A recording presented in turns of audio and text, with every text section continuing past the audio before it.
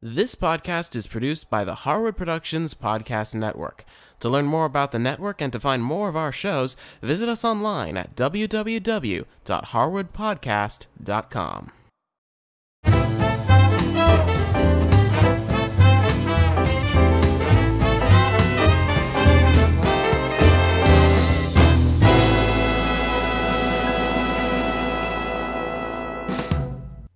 Popovers are a recipe that everyone should learn how to make. They're quick to put together, they're delicious, and with these plain ones, you can use them for breakfast, lunch, or dinner.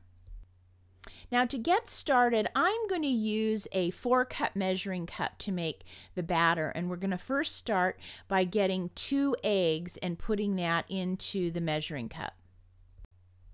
And for the liquid, we're going to be adding 2 things, 3/4 of a cup of milk, and I'm just using a 1% milk. You can use whatever you have on hand.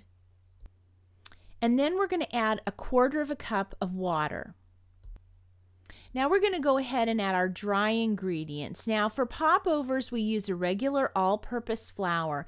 We're going to measure out 1 cup of flour, but we're not going to use the entire cup. What we're going to do is we're going to take out 2 tablespoons of the flour, and those 2 tablespoons we're going to put in a separate little bowl.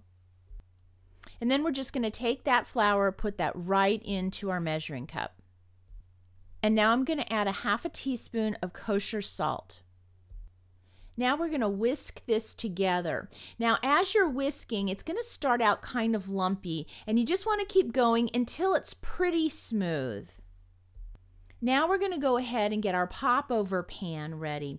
And I've melted about 1 tablespoon of butter. And what I'm doing is I'm using a little brush and I'm painting the inside and the rims of each of the popover wells with the butter.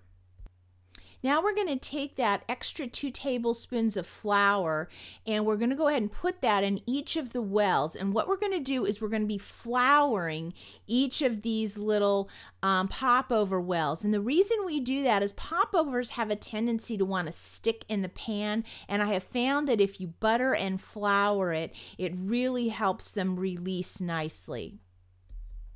Now sometimes you'll find little areas that the flour hasn't adhered to because maybe there's not enough butter. So just go back, paint a little bit more butter, sprinkle more flour. If you need more than the 2 tablespoons, that's fine. But do go ahead and get those nicely floured.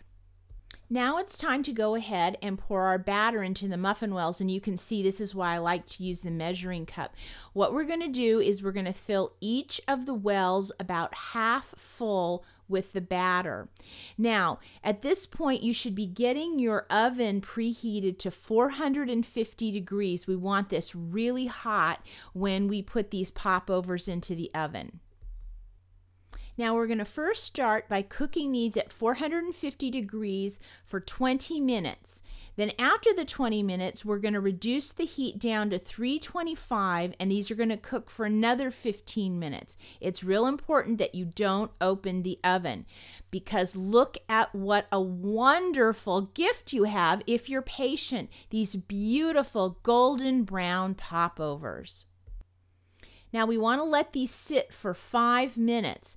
Then we can go ahead and start pulling them out of the wells.